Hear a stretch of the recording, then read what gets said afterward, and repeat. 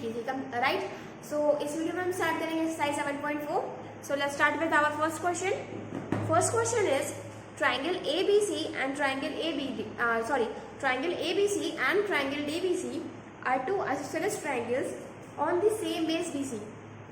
First, I should draw the figure so that it will be easier for you to understand. This is a triangle ABC,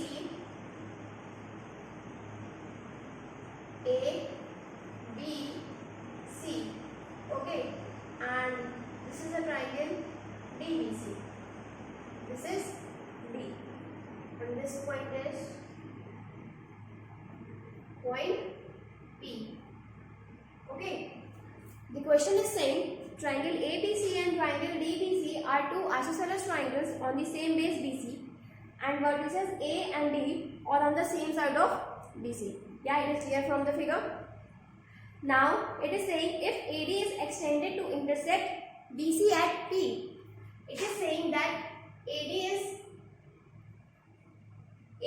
intersected up to BC to intersect BC at P. BC is intersecting at P, that means we can say BP equals to CP. We can say because P is intersecting BC. Okay. Now we have to show that first triangle ABD is congruent to triangle ACD. First part is this. Second one is triangle ABB, triangle ABP is congruent to triangle ACP. Third is AP bisects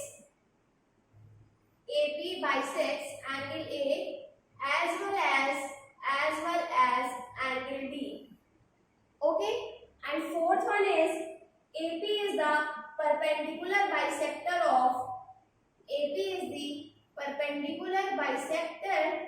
of BC. Okay, so let's start. First we have to show triangle ABD is congruent to triangle ACD, right? So triangle ABD is this and triangle ACD is this. So if we write in triangle ABD and triangle ACD, as it is given that ABC and DBC are two isosceles triangles, so if we are taking triangle ABC, we can say AB equals to AC. AB equals to AC because triangle is isosceles, right? Now we can say AD equals to AD.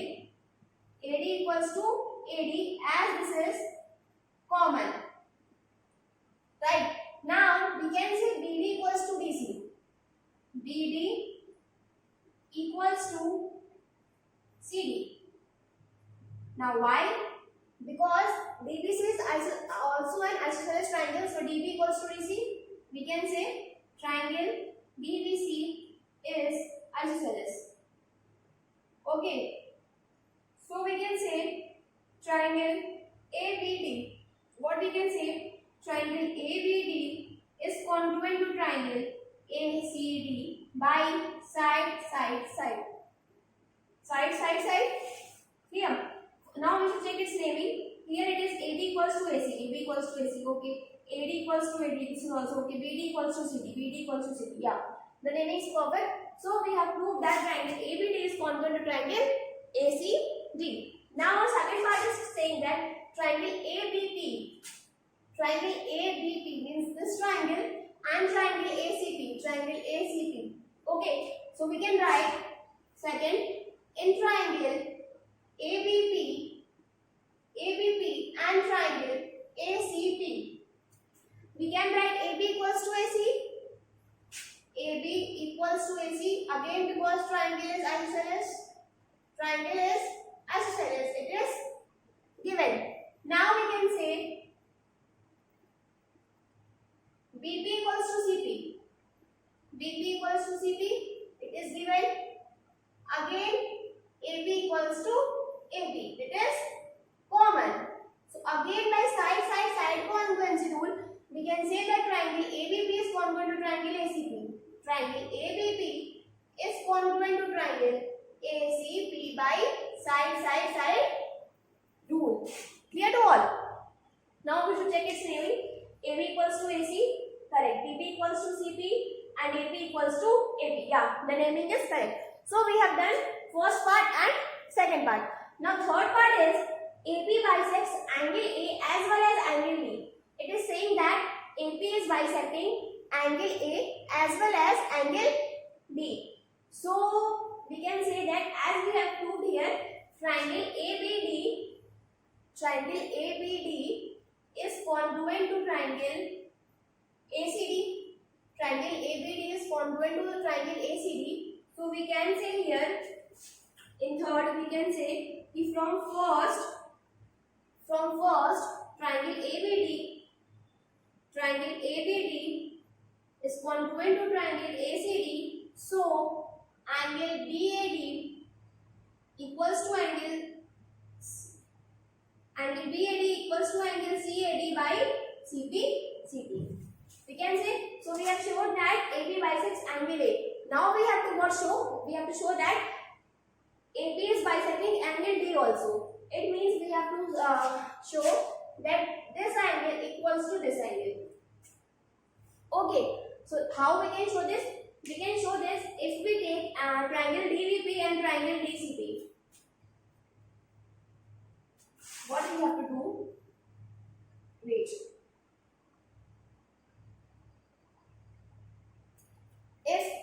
If we take triangle DVP and triangle DCP, if we are taking these two triangles, so we can say DB equals to DC. DB equals to DC. Why? Because triangle DBC is isosceles, or we can write here given. Now, as DB equals to DC, so angle DVP equals to angle DCP. Angle opposite to equal sides. Right? Now, BP equals to CP. It is given. So we can say triangle DBP is congruent to triangle DCP by side angle side rule. We can say DB equals to DC, angle B equals to angle C, BP equals to CP. Yeah, naming is correct.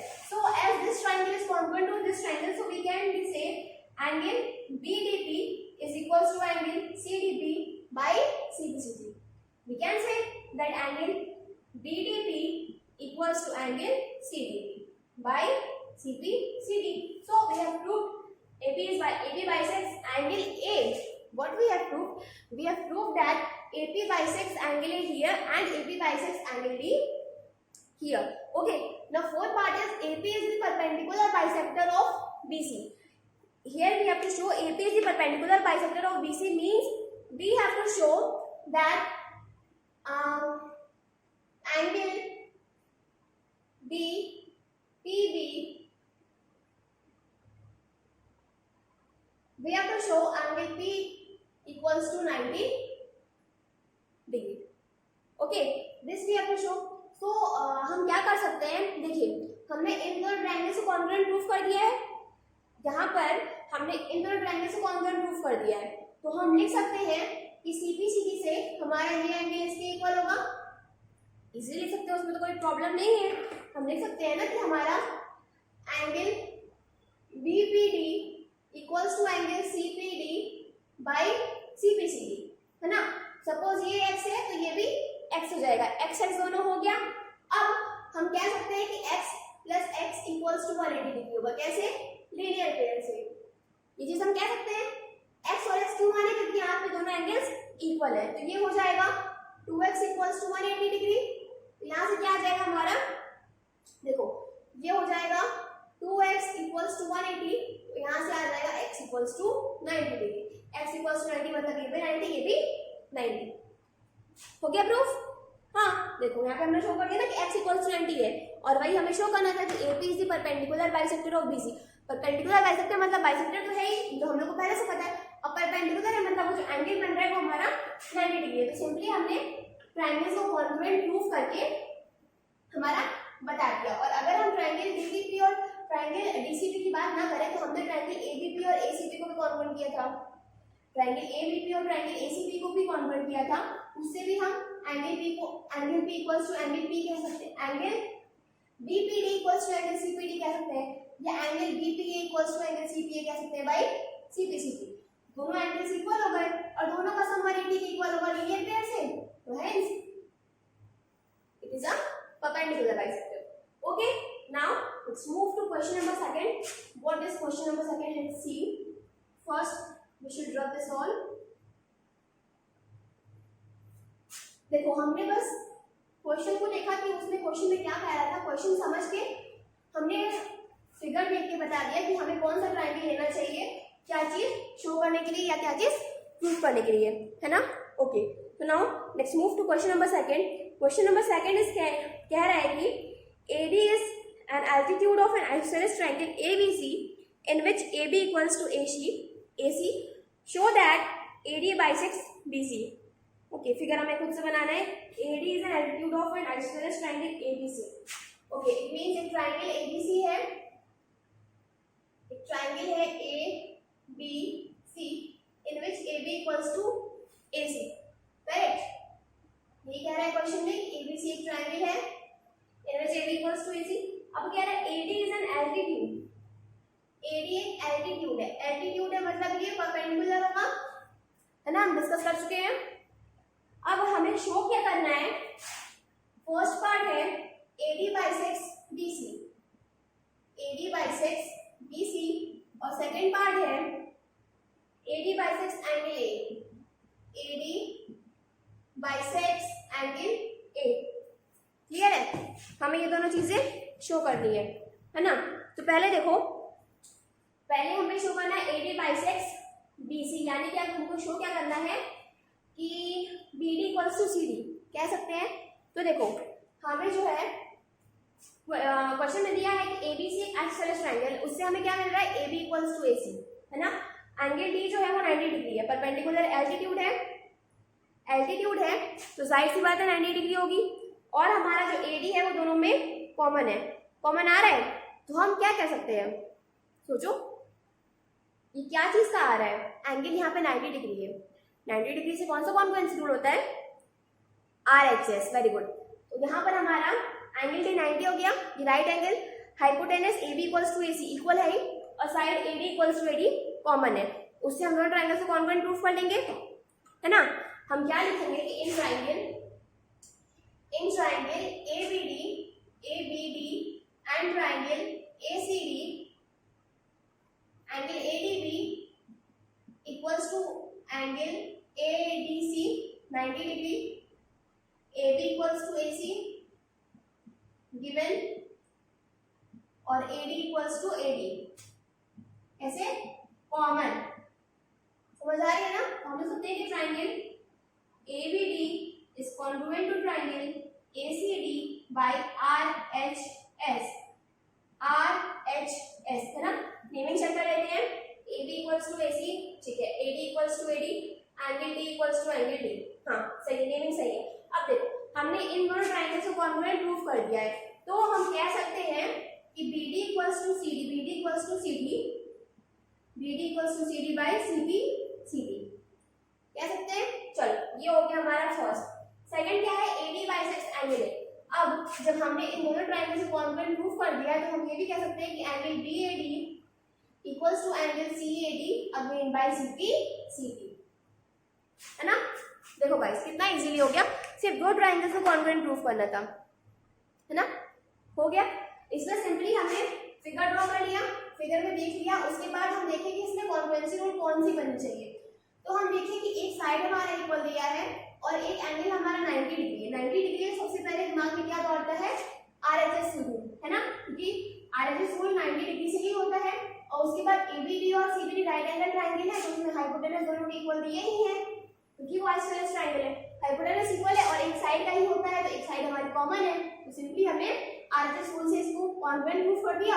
और जो दोनों cases हमें show करने थे वो हमने CPCD से show कर दिए। Clear, okay. चलो अब क्वेश्चन नंबर थर्ड पे चलते हैं। क्वेश्चन नंबर 3 में हमारा फिगर दिया है, फिगर हम देख लेते हैं क्या है। फिगर है, ये ट्राइंगल है हमारे दो, ये दो ट्राइंगल्स है, ये ट्राइंगल ABC, ये M and this is triangle PQR, right, and this one is N. Okay, these are our figures and the question is saying two sides AB and BC and median AM of one triangle ABC are respectively equal to sides PQ and QR and median PN of triangle PQR. अच्छा, यहाँ क्या कह रहा है कि जो side AB है वो PQ के इक्वल है, जो मीडियन AM है वो मीडियन PN के इक्वल है, अब ये जो साइड है BC ये किसके इक्वल है, QR के।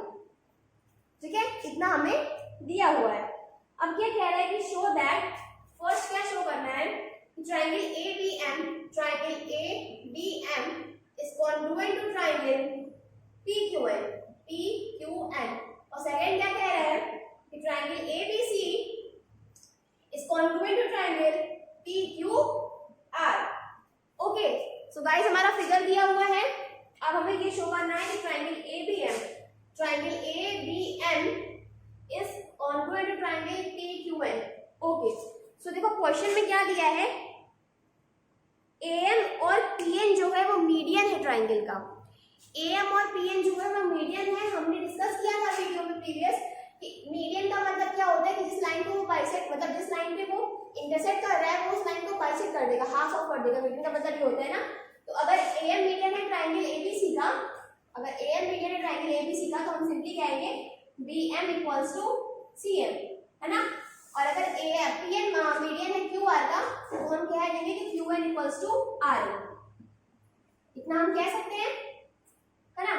सपोज इसको फर्स्ट, इसको सेकंड मान लेते हैं। अब अगर हम फर्स्ट शो करें तो हम कह सकते हैं कि in triangle ABM and triangle PQN, AB equals to PQ, this is given, BM equals to QN, BM equals to QN। देखो हमने यहाँ पे क्या शो किया है कि BM equals to CM है और QN equals to RN है ना। हम ये जानते हैं कि हमारा BC equals to QR भी है, BC equals to QR हमारा है। अगर हम इसका हाफ कर देते हैं, half of BC equals to half of QR, तो हमारा क्या आ जाएगा, BM equals to QN आ जाएगा हमारा, BM equals to QN। ये आ गया तो हम यहाँ पे इसको लिख दिए थे, इसको हम मान लेते हैं थर्ड। ये हमारा कैसे हो गया, from third. Okay, so we can say and AM equals to PN, AM equals to PN, this is also given, so we can say triangle ABM is congruent to triangle PQN by side rule। Clear है सबको। हमने side rule से, side और side rule से ये वाला कैसे equal है, देखो BC इक्वल्स टू QR हमें दिया हुआ है। अगर हम half of BC equals to half of QR कर दें तो हमारा इक्वल हो, दोनों साइड हाफ ऑफ इनटू कर रहे हैं, तो हाफ ऑफ BC हो जाएगा हमारा BN, हाफ ऑफ QR हो गया QN। मीडियन है तो ये हाफ, मतलब हाफ कह सकते हैं क्योंकि ये मीडियन है, तो हाफ हम इसको ले सकते हैं, है ना। चलो अब हमें क्या प्रूफ करना है, triangle ABC is congruent to triangle PQR। Okay, ये हमें प्रूफ करना है। उसके पहले हम क्या कर सकते हैं कि हमने ट्राइंगल ABM और ट्राइंगल PQN को कॉन्ग्रुएंट प्रूफ किया है, तो हम कह सकते हैं कि angle ABM equals to angle PQN by CPC, कह सकते हैं, कह दिया। अब हम स्टार्ट करते हैं सेकंड में हम कह सकते हैं कि in triangle ABC and triangle PQR, ठीक है, दो ट्राइंगल ले रहे हैं, हम कह रहे हैं कि AB equals to PQ, this is given, angle B equals to angle Q, कहाँ से, यहाँ से proved, और BC equals to QR, so triangle ABC is congruent to triangle PQR by side angle side. हो गया? नेमिंग चेक कर लेते हैं. AB equals to PQ, angle B equals to angle Q, BC equals to QR. हाँ, naming सही है. तो देखो, हाँ, इसमें क्या, पहले हमने फर्स्ट ट्रायंगल को कॉन्ग्रुएंट प्रूफ कर लिया. कैसे किया? इसमें हमें तीन साइड्स इक्वल दिए थे. तीन साइड्स इक्वल दिए थे, दो साइड का तो हम इजीली लिख दिए थे. यहाँ पर तीसरे साइड की मीडियन था, तो हम उसका हाफ करके इक्वल कर दिए. हो गया कॉन्ग्रुएंट प्रूफ. अब हमें दूसरे केस में पूरे ट्रायंगल मतलब होल ट्रायंगल को दूसरे के कॉन्ग्रुएंट प्रूफ होना था. तो हमने सिंपली क्या किया, ये साइड और ये साइड एक दूसरे की इक्वल है, उसका इंक्लूडेड एंगल फर्स्ट केस में सीधी सीधी से इक्वल कर दिया. तो हमारा दूसरा ट्रायंगल भी कॉन्ग्रुएंट प्रूफ हो गया, है ना. तो देखो कितना इजीली दोनों पार्ट हो गए. सिर्फ हमें फिगर ध्यान देने की जरूरत है. और जो हम मतलब एक पार्ट, जैसे अगर कोई क्वेश्चन पार्ट वाइज दिया है, उसमें आप पहला पार्ट सॉल्व कर लोगे तो बाकी के पार्ट्स उसी से इंटर रिलेटेड होंगे. या तो बाकी के पार्ट सीधी सीधी से प्रूव हो गए, या तो पहले ट्रायंगल को कॉन्ग्रुएंट प्रूव किया है उसी से रिलेटेड होगा. मतलब सब इंटरलिंक्ड ही होते हैं. सिर्फ जरूरत है क्वेश्चन को समझने की. ठीक है, आई होप इतना सबको समझ में आया होगा. नहीं आया हो तो आप कमेंट बॉक्स में कमेंट करके क्लियर कर सकते हैं. ठीक है, हम चलते हैं क्वेश्चन नंबर 4 पे. क्वेश्चन नंबर 4 क्या कह रहा है कि B and C F are two equal altitudes of a triangle ABC. Draw कर लेते हैं. एक ट्रायंगल है ABC, triangle A B C. ठीक है, अब क्या कह रहा है कि B and C F are two equal altitudes. एक एल्टीट्यूड ये हो गया, ये बी एल्टीट्यूड है मतलब परपेंडिकुलर, और ये भी परपेंडिकुलर हो गया. ये दोनों क्या है हमारे इक्वल है ना. ये दिया हुआ है. अब हमें क्या कह रहा है कि using RHS congruence rule prove that triangle ABC is isosceles. RHS congruence rule का यूज करके हमें शो करना है कि ट्रायंगल एबीसी जो है वो आइसोसेलेस है. तो ठीक है, चलो स्टार्ट करते हैं. अगर हम लेते हैं कि in triangle BFC and triangle BFC and triangle CEB. अगर हम इसकी बात करते हैं तो हम कह सकते हैं कि angle BFC equals to angle CEB 90 degree है, कह सकते हैं. उसके बाद ट्रायंगल BFC और ट्रायंगल CEB का जो हाइपोटेनस होगा वो BC होगा. वो दोनों में कॉमन है, तो हम लिख सकते हैं कि BC equals to BC common. अब अगर साइड की बात करें तो हमें दिया हुआ है कि FC इक्वल्स टू क्या है, EB है ना. ये हमें गिवन है. तो देखो ये राइट एंगल हाइपोटेनस और साइड. तो triangle BFC is congruent to triangle CEB by RHS. Naming check कर लेते हैं. Angle B, angle F angle B की इक्वल है, BC इक्वल्स टू BC है, FC इक्वल्स टू EB है. हाँ, नेमिंग सही है. तो हमने देखो दोनों ट्रायंगल्स को कॉन्ग्रुएंट प्रूफ कर लिया. अब हम कह सकते हैं कि angle FBC equals to angle ECB by CPC. हम कह सकते हैं. तो जब हमारा angle B equals to angle C हो गया तो सिंपली हम कह सकते हैं कि AC equals to AB, hence triangle is isosceles. लिख देंगे simply, hence triangle is isosceles, है ना. ये हमारा कैसे हुआ, sides opposite to equal angles. देखो हमने आरएचएस रूल का प्रूफ करते हुए पहले आरएचएस रूल से ट्रायंगल को कॉन्ग्रुएंट प्रूफ किया, फिर सीधी से ये एंगल्स इक्वल कर दिए. जब एंगल्स इक्वल हो गए तो हमारे साइड्स इक्वल होंगे ही होंगे. ये प्रॉपर्टी हमने पढ़ी हुई है. क्लियर. तो देखो कितना इजीली हमने क्वेश्चन नंबर 4 भी सॉल्व कर लिया है ना. इसमें सिर्फ हमने जैसे क्वेश्चन में स्टेटमेंट दिया था उसकी हेल्प से हमने फिगर ड्रॉ कर ली, और फिगर ड्रॉ करने के बाद हमने बस आरएचएस रूल का प्रूफ करना था. राइट एंगल दिया हुआ है हमारा, साइड दिया हुआ है, हाइपोटेनस हमने देखा कि दोनों ट्रायंगल्स में हाइपोटेनस हमारा कॉमन है. तो सिंपली आरएचएस रूल का यूज करके हमने पहले ट्रायंगल को कॉन्वर्ट कर दिया. उसके बाद हमें शो करना था कि जो ट्रायंगल है पूरा वो आइसोसेलेस है. हमने देखा कि अगर हम एंगल इक्वल कर देते हैं तो हमारा जो ट्रायंगल होगा वो प्रॉपर्टी की हेल्प से इक्वल हो जाएगा, मतलब साइड्स इक्वल हो जाएगा तो ट्रायंगल आइसोसेलेस हो जाएगा. क्लियर. चलो अब चलते हैं अपने लास्ट क्वेश्चन पे, क्वेश्चन नंबर 5 पे. क्वेश्चन नंबर 5 कह रहा है कि ABC is an isosceles triangle with AB equals to AC. ABC is an isosceles triangle. ABC is an isosceles triangle with AB equals to AC. Draw AP perpendicular to BC. Draw AP perpendicular to BC to show that angle B equals to angle C. Okay. हमें क्या show कर रहा है कि हमारा जो angle B है वो एंगल C के इक्वल है. हाँ देखो कितना इजी है. अगर हम ले लें in triangle ABP and triangle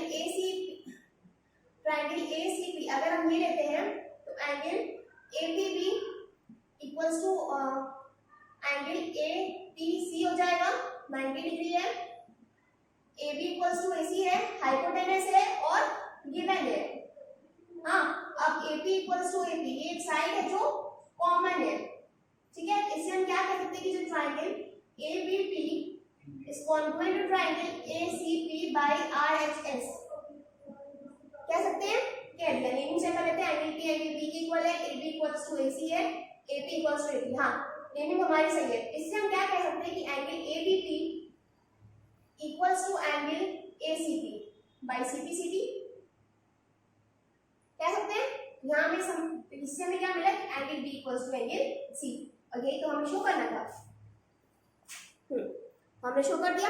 simply हमने कॉन्ग्रुएंसी रूल यूज करके ट्रायंगल को कॉन्ग्रुएंट किया और फिर जो हमारे एंगल्स थे उनको CPCD से इक्वल कर दिया. ये तो क्वेश्चन तो सबसे इजी था इस एक्सरसाइज का, है ना. ओके, सो गाइस इस वीडियो में इतना ही. नेक्स्ट वीडियो में हम डिस्कस करेंगे एक्सरसाइज नंबर 7.4. ठीक है, तो अभी के लिए इतना ही. Till then thank you.